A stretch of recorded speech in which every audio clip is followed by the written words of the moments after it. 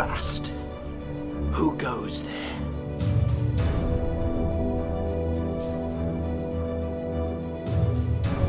Hi, this is Chimes Media and I'm James Williams. Okay, I wanted to talk about the bit of a backlash in education in schools against LGBTQ and all the rest of the letters and numbers and symbols, against their manifesto to introduce LGBTQ lessons and diversity, as they call it, diversity, to children.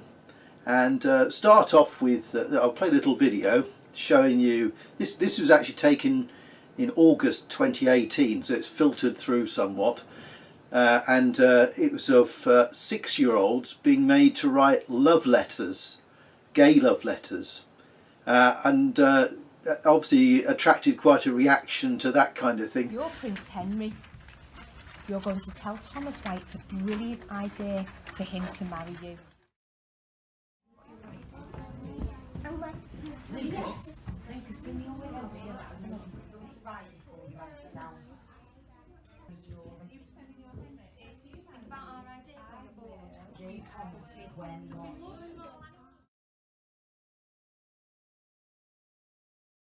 They're going to go out into that world and find this diversity around them, and they'll find that at a young age as well. And the more they can be accepting at this age, you're not going to face it further on, because the children will be accepting now and will be accepting this diversity around them. Instructing them to accept diversity, and the teacher involved, which you can find out, her name's all over the place, and it's on the video obviously. It's called Sarah Hobson. What was it? Busey Lodge Primary School. I'm sure she's had lots of reactions since August anyway, so please don't go and harass her. It doesn't do anything. But anyway, and because it's not just her, this is endemic across the system now. But anyway, her thing is this school teaches children about LGBT relationships from an early age, and it's more about that the more that they can be accepting at this age, they're not going to be facing it further on, because the children will be accepting it now and will be accepting this diversity around them in the future. Interesting, isn't it? So I don't know about you, I just think 6-year-olds writing any kind of love letter with any kind of sexual orientation is somehow a bit early for 6 years of age. Why would they be doing that? Children should be engaging and playing and learning about relationships on a one-to-one thing, about negotiating things, you know, who gets the ball, that kind of stuff, and winning and losing at games or whatever they want to do, engagements that way, making friends. It shouldn't be about sexuality. But skip forward to more recently, that a Muslim, mainly a Muslim school, obviously not entirely Muslim, was it 600 primary pupils that make up 80% of Parkfield Community School. This is in Birmingham. The parents withdrew their children because of having LGBTQ lessons going to be forced upon them. Now this is to me, this is, I'm not pro-Muslim, right? But I respect Islam as any faith system, right? I have respect for it to a point, and they are perfectly right to do this, and I support them totally on this. I don't care if they're Muslims or not. You know, this is, why should, it's an insult to Islam, isn't it? I mean, if it's against their faith to promote this kind of thing, then why are they forcing it on their children? That is an affront. That's an affront to the Islamic faith.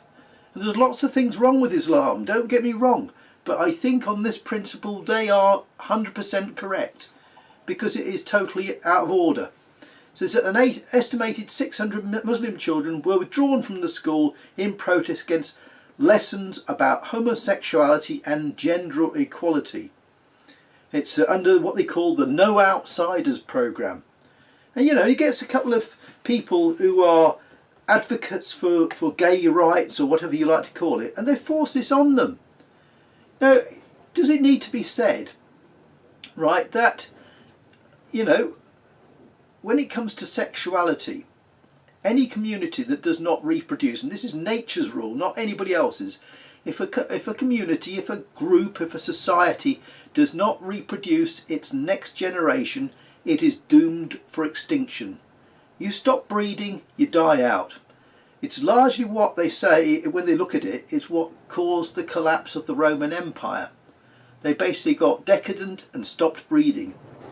And that's what happened. That's what's happening into Western society. Now, I'm saying Western society because Western society is now pretty well multicultural now anyway, isn't it? So it's not. It's mainly the sort of white folks within Western society who've learned not to breed so much, or been deterred from doing so through divorce courts and through social programs, and the degradation of males, particularly white males. All this has had a feed-in effect, and it's come mainly from the left, who've been crucifying men for as long as I can remember.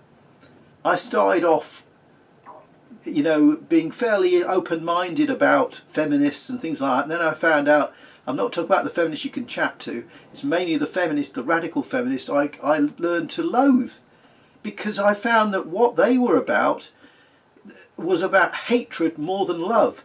They had greater hatred and psychotic, pathological animosity towards males than they had love for females. And it's borne out by the many of them who turned out to be lesbians. And interestingly, when you see the LGBTQ, whatever it is, surely it should be the B first, then the G, then the L, then the T. But no, they don't want that. I assume it's because lesbians want to be first, and the gays can go second. I don't know. Don't know what the reason is for it. But lesbians have been shown in domestic violence relationships of all the different types of couples to be the most violent. And they are violent. They're the ones at the forefront of often these lefty radical Antifa type protests. They're always there, aren't they? They tend to seem to be outnumber the men 2-1 on that sense, and then you're not sure about the men anywhere, whether how effeminated they are. Till next time, take care of yourself.